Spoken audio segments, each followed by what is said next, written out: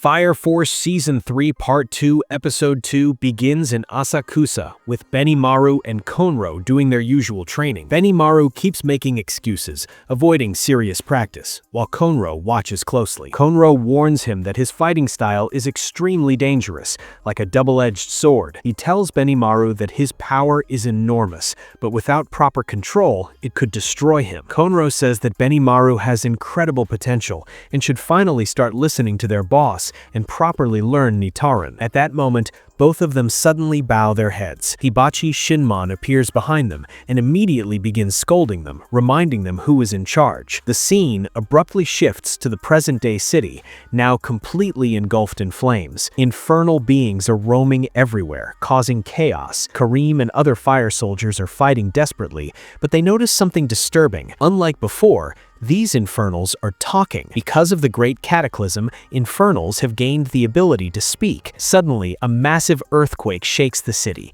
Gigantic pillars rise into the sky. At Company 8's base, the captains analyze the situation and confirm that 2 pillars have appeared at the same time. The military is already attacking the 6th pillar, but when the 7th pillar emerges, they will need additional support. Shinra suggests that Company 8 should help with the 7th pillar, since it is far away. However, Victor points out the problem. Company 8 has been labeled as traitors, so officially they cannot assist. At the same time, the news broadcast reports shocking information. Along with the 6th pillar, a massive joint infernal has appeared, something never seen before. Near the pillar, a human-sized infernal is also flying in the air. The moment Benimaru sees this broadcast, he freezes. He realizes that the flying infernal is the same person he has been seeing in his dreams. Without hesitation, Benimaru decides to head for the 7th pillar alone. When others question him, he firmly states that this is his battle and no one else will interfere. Elsewhere, Konro and Ogu observe the situation from afar.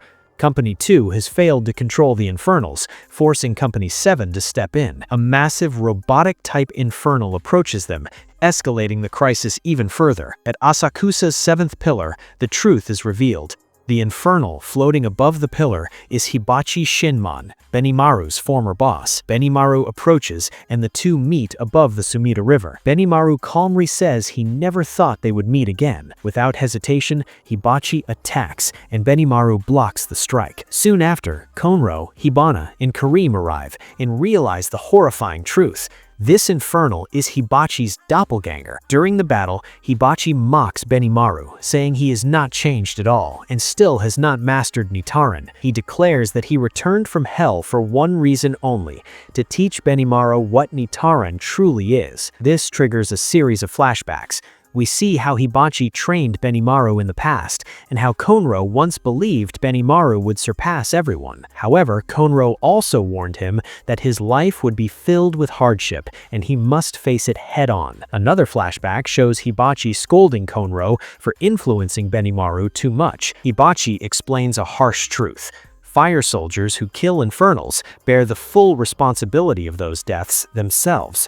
No god shares that burden. We then witness a tragic incident. A child's mother turns into an infernal. The child begs Hibachi to stop, but Hibachi has no choice and kills her. Benimaru holds the crying child as tears fall from his own eyes. Later, under the rain, Hibachi tells Benimaru that they have already killed 9,568 infernals, and the number will only continue to grow. He explains that accepting responsibility for those deaths is what makes a true leader of Asakusa. Hibachi orders Benimaru to leave and not return until he learns Nitarin. Benimaru stands alone on a rooftop, questioning gods, authority, and fate itself. At that moment, Hibachi realizes that Asakusa is now Benimaru's city too, and that Benimaru has finally gained courage. Suddenly, the same child appears and stabs Hibachi from behind. As Hibachi dies, he accepts it calmly, stating that the leader of Asakusa must be capable of carrying hatred, guilt, and burden. The story returns to the present battle. Benimaru taunts Hibachi, and both unleash identical techniques. Their clash is so powerful that even the sea begins to vibrate. Hibana explains that this battle is pulling the pure world closer. Konro admits that Hibachi was harsh, but Benimaru has protected Asakusa ever since. Benimaru declares that he will show his true Nitarin with the support of Asakusa's people. He unleashes a sun and moon fusion technique. Hibachi is shocked. Benimaru has truly mastered Nitarin. With one final overwhelming attack, Benimaru completely destroys Hibachi. Hibachi is satisfied. Benimaru thanks him, then lands beside Konro. He quietly asks Konro how his Nitarin was. Konro breaks down in tears, and soon the entire company begins to cry with him. The episode ends by panning up to the sky, showing the moon with a strange, unsettling smile, leaving the story on a haunting and ominous note.